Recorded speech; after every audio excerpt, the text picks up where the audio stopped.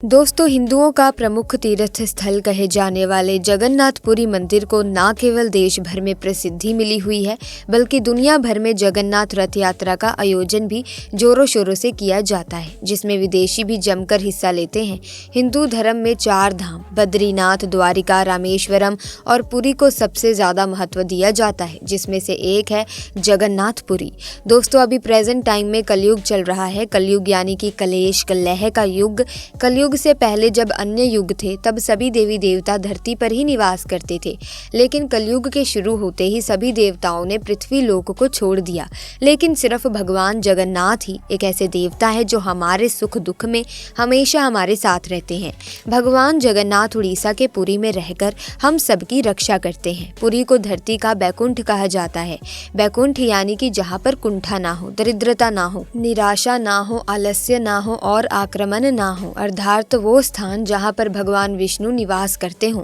दोस्तों, जगन्नाथ जी कलयुग के राजा हैं और उनका राज तब तक चलेगा जब तक भगवान विष्णु एक बार फिर से कल्कि अवतार के रूप में धरती पर नहीं आ जाते। भगवान जगन्नाथ ने अपने भक्तों को अनेक लीलाएं दिखाई। उनसे ज्यादा कुछ शक्तिशाली नहीं है, उनसे ज्यादा कोई धनवान नहीं है। वे राजा भी हैं और प्रजा भी, वे काल भी हैं और यदि आवश्यकता पड़े तो विकराल भी। दोस्तों, जगन्नाथपुरी मंदिर दुनिया का इकलौता ऐसा मंदिर है जिसमें भगवान अपने बड़े भाई, छोटी बहन और अपनी धर्म पत्नी के साथ मंदिर में निवास करते हैं। इस मंदिर में अनेकों रहस्य हैं, अनेकों कहानियां हैं, अनेकों भक्त हैं और अनेकों चमत्कार हैं। ये सब करने वाले इन सब के स्वामी हमारे प्रभु जगन्नाथ जी हैं। दोस्तों, धरती का स्वर्ग कहे जाने वाले जगन्नाथपुरी मंदिर लगभग 250 मिलियन साल पुराना है। जैसे जैसे समय बीतता गया, वैसे वैसे मंदिर का जीर्णोद्वार करवाया गया और आज आप जो मंदिर का स्वरूप देखते हैं वो हजारों साल की तपस्या का परिणाम है। इन 250 मिलियन सालों में मंदिर कई विचित्र परिस्थितियों से गुजरा है, जैसे कि रेत के नीचे दब जाना, कई बार मुस्लिम आक्रांताओं द्वारा आक्रमण किया जाना, मुस्लिम आक्रांताओं से जगन्नाथ जी की मूर्तियों को बचाने के लिए कभी नदी, कभी कुएं तो कभी जमीन में दफनाकर छुपाया जाना। दोस्तों, आज की इस वीडियो को अंत तक अवश्य देखें, क्योंकि आज मैं आपको जगन्नाथ मंदिर का वो इतिहास बताऊंगी जो शायद ही आप में से किसी को पता होगा। मित्रों, क्या आपको पता है कि जगन्नाथ धाम में एक ऐसा तहखाना है जिसमें अपार खजाना छुपा हुआ है और सरकार उसे आपसे छुपा कर रखती है। इसी के साथ क्या आप जानते हैं कि भगवान जगन्नाथ को 144 सालों तक छिपकर रहना पड़ा था? आखिर क्यों भगवान जगन्नाथ मंदिर से बाहर झांकते रहते हैं, सब जानेंगे आज की इस वीडियो में। बस आप इस वीडियो को अंत तक देखते रहना। दोस्तों, अपनी पुरानी वीडियो के माध्यम से अब तक मैंने आपको भगवान जगन्नाथ की मूर्ति बनने तक की कहानी बताई है कि कैसे विश्वकर्मा जी मूर्तियां बना रहे थे, लेकिन रानी के द्वारा कक्ष के द्वार खोले जाने के कारण विश्वकर्मा जी मूर्तियां आधी बनी ही छोड़कर चले गए। इसी वजह से मूर्तियों का कुछ हिस्सा तो ढंग से बना है, लेकिन भगवान के पैर पूरी तरह से विकसित नहीं है। और अब आगे मैं आपको मंदिर के निर्माण की कहानी सुनाऊंगी कि कैसे मंदिर बना, कैसे भगवान जगन्नाथ जी को मंदिर में स्थापित किया गया और ऐसा क्या हुआ कि मंदिर पूरी तरह से रेत के नीचे दब गया। कथा शुरू होती है राजा इंद्रद्युम्न से। दोस्तों, एक रात राजा विश्राम कर रहे थे, तभी उनके स्वप्न में भगवान विष्णु जी आते हैं और उनसे उत्कल प्रदेश यानी कि उड़ीसा में उनके 4 धामों में से एक यानी जगन्नाथ धाम को बनाने को कहते हैं। जब राजा उठते हैं तो राजा की खुशी का ठिकाना नहीं रहता। वे अपने सारे कामों को छोड़कर मंदिर के निर्माण में लग जाते हैं। लेकिन भगवान जगन्नाथ के पवित्र मंदिर का निर्माण करना इतना भी आसान ना था। निर्माण करते समय राजा को कई सारी मुसीबतों का सामना करना पड़ा, जैसे तेज आंधी और तूफान का आना, समुद्र का जल मंदिर में बार बार प्रवेश कर जाना। लेकिन राजा इंद्रद्युम्न की पवित्र भक्ति और दृढ़ संकल्प के आगे कोई भी मुसीबत कहाँ टिक सकती थी। वो सच्चे मन और सच्ची भक्ति से बार बार प्रयास करते रहे और अंततः वो अपने संकल्प में सफल होते हैं और एक भव्य पवित्र मंदिर का निर्माण करवाते हैं, जिसे देखकर सारे देवी देवता, सारी सृष्टि उनके इस कार्य से प्रसन्न थी। अब बस राजा को मंदिर में भगवान जगन्नाथ के विग्रह को स्थापित करवाना था और उसकी प्राण प्रतिष्ठा करवानी बाकी थी। लेकिन ये कार्य पूरी सृष्टि में भगवान ब्रह्मा के अलावा कोई और नहीं कर सकता था। इसीलिए राजा इंद्रद्युम्न ब्रह्मा जी को ही शुभ कार्य के लिए आमंत्रित करना चाहते थे, लेकिन उन्हें ये नहीं पता था कि वो ये कार्य कैसे करेंगे।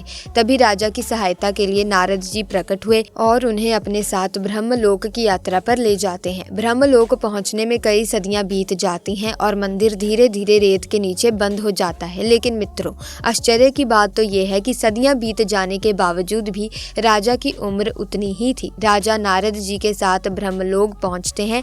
राजा ब्रह्मा जी को प्रणाम करते हैं और उन्हें जगन्नाथ मंदिर में जगन्नाथ जी के विग्रह को स्थापित करने के लिए आमंत्रित करते हैं। ब्रह्मदेव अत्यंत प्रसन्न होते हैं और राजा को आशीर्वाद देते हैं। कई सदियां बीत जाती हैं और तब राजा इंद्रद्युम्न पुनः पृथ्वी पर पहुंचते हैं। पृथ्वी पर पहुंचकर राजा इंद्रद्युम्न देखते हैं कि वहां पर सब कुछ बदल चुका था। उत्कल प्रदेश पर कई राजाओं का शासन हो चुका था, कई पीढ़ियां बीत चुकी थी और जगन्नाथ मंदिर पूरी तरह से रेत में दबा हुआ था। रेत से बाहर मंदिर का सिर्फ ऊपरी मंडप वाला हिस्सा ही दिखता था। तब इंद्रद्युम्न उस समय के वर्तमान राजा की सहायता से मंदिर की खुदाई करवाते हैं और रेत हटवाते हैं। दोनों राजाओं के प्रयास से मंदिर पुनः रेत से बाहर आ जाता है। मंदिर देखकर सभी बहुत प्रसन्न होते हैं और फिर मंदिर को सजाया जाता है और साथ ही मंदिर में जगन्नाथ जी के विग्रह को स्थापित करने का शुभ कार्य आरंभ किया जाता है। ब्रह्मदेव प्रकट होते हैं, जगन्नाथ जी के विग्रह को स्थापित करते हैं, पूजा करते हैं और उनकी प्राण प्रतिष्ठा भी करते हैं। तब ये कार्य संपन्न होता है। वहाँ अलग अलग देशों के कई राजा आते हैं और भगवान जगन्नाथ जी पर खूब सोना, आभूषण और हीरे जवाहरात चढ़ाते हैं। उस सारे खजाने को जगन्नाथपुरी मंदिर में सदा सदा के लिए एक सीक्रेट तहखाने में छुपा दिया जाता है। दोस्तों, इस अपार धन संपदा और खजाने का क्या हुआ ये मैं आपको इस वीडियो में आगे बताऊंगी। तो मित्रों, इस तरह से निर्मित हुआ 4 धामों में से एक जगन्नाथपुरी धाम, जहां भगवान विष्णु भोजन करते हैं और वहां हम उनके दिव्य दर्शन भी करते हैं। तो अब आप सभी एक बार सच्चे मन से बोलिए जय जगन्नाथ। इसके बाद समय बीतता गया, राजा बदलते गए। प्रत्येक राजा मंदिर का समय समय पर जीर्णोद्धार करवाते गए और ऐसे ही मंदिर में होने वाली रस्में और संस्कृतियां जीवित रहीं। फिर भारत में आए मुस्लिम आक्रमणकारी, जिनकी प्रवृत्ति ही सिर्फ लूटना, तोड़ना और मिटा देना थी। वो हमेशा से ही हिंदुओं को इस्लाम धर्म स्वीकार करवाना चाहते थे। इसीलिए पहले उन्होंने हिंदू मंदिरों को निशाना बनाया, क्योंकि यदि मंदिर ही नहीं रहेंगे तो हिंदू पूजा कहाँ करेंगे। वो ऐसा मानते थे कि यदि वो मूर्ति तोड़ देंगे तो हिंदू भगवान किसे कहेंगे। कुल मिलाकर वो हिंदुओं का भगवान से भरोसा उठा देना चाहते थे। इसीलिए उन्होंने मंदिर को तोड़ना और लूटना शुरू किया। वे बड़े बड़े एवं भव्य मंदिरों को लूटकर उसका खजाना अपने देश ले जाते थे। अब दोस्तों, बात उस समय की है जब उड़ीसा का नाम उत्कल प्रदेश हुआ करता था। ये बहुत ही समृद्ध प्रदेश था। यहीं पर कई सारे बंदरगाह हुआ करते थे। इन्हीं बंदरगाहों से हमारी सभ्यता दुनिया के विभिन्न क्षेत्रों में फैली हुई थी। यहीं से सुमात्रा, इंडोनेशिया, थाईलैंड में व्यापार हुआ करता था। इसी समृद्ध उत्कल प्रदेश की बढ़ती हुई शक्ति का पता जब इस्लामी कट्टरपंथियों को चला और उन्होंने जगन्नाथ मंदिर को भी निशाना बनाया। मुस्लिम आक्रमणकारियों ने जगन्नाथ मंदिर पर 1-2 नहीं बल्कि पूरे 17 बार आक्रमण किया। जगन्नाथ मंदिर को तोड़ने एवं लूटने की कोशिश की। इन्हीं आक्रमणों के कारण भगवान जगन्नाथ को 144 वर्षों तक मंदिर से बाहर छिपकर रहना पड़ा। दोस्तों, चलिए अब मैं आपको जल्दी से मंदिर पर किए जाने वाले हमलों की जानकारी दे देती हूँ। जगन्नाथ मंदिर को नष्ट करने के लिए पहला हमला वर्ष 1340 में बंगाल के सुल्तान इलियास शाह ने करवाया था। उस वक्त उड़ीसा उत्कल प्रदेश के नाम से प्रसिद्ध था। उत्कल साम्राज्य के नरेश नरसिंह देव ने सुल्तान इलियास शाह से युद्ध किया। बंगाल के सुल्तान इलियास शाह ने सैनिकों से मंदिर परिसर में बहुत खून खराबा मचाया और निर्दोष लोगों को मारा, लेकिन राजा नरसिंह देव जगन्नाथ जी की मूर्ति को बचाने में सफल रहे, क्योंकि उनके आदेश पर मूर्तियों को छुपा दिया गया था। इसके बाद वर्ष 1360 में दिल्ली के सुल्तान फिरोज शाह तुगलक ने जगन्नाथ मंदिर पर दूसरा हमला किया। मंदिर पर तीसरा हमला वर्ष 1509 में बंगाल के सुल्तान अलाउद्दीन हुसैन शाह के कमांडर इस्माइल गाजी ने किया। उस वक्त उड़ीसा पर सूर्यवंशी प्रताप रुद्रदेव का राज था। हमले की खबर मिलते ही पुजारी ने मूर्तियों को मंदिर से दूर बंगाल की खाड़ी में मौजूद चिल्का लेक नामक द्वीप पर छुपा दिया था। प्रताप रुद्रदेव ने बंगाल के सुल्तान की सेना को हुगली में हरा दिया और भागने पर मजबूर कर दिया। इसी तरह से समय आगे बढ़ता रहा और मंदिर पर कई हमले होते गए। मंदिर पर 17वां और आखिरी हमला वर्ष 1699 में मोहम्मद तकी खान ने किया था। तकी खान वर्ष 1772 से 1734 के बीच उड़ीसा का नायक सूबेदार था। इस बार भी मूर्तियों को छुपाया गया और लगातार दूसरी जगह पर शिफ्ट किया गया। कुछ समय के लिए मूर्तियों को हैदराबाद में भी रखा गया था। तो दोस्तों, ये थी मुस्लिम आक्रमणकारियों द्वारा जगन्नाथ मंदिर पर की जाने वाली हमलों की कहानी। दोस्तों, जब आप पूरी मंदिर को बाहर से देखोगे तो मंदिर के द्वार पर झांकती हुई आपको भगवान जगन्नाथ की एक मूर्ति दिखेगी।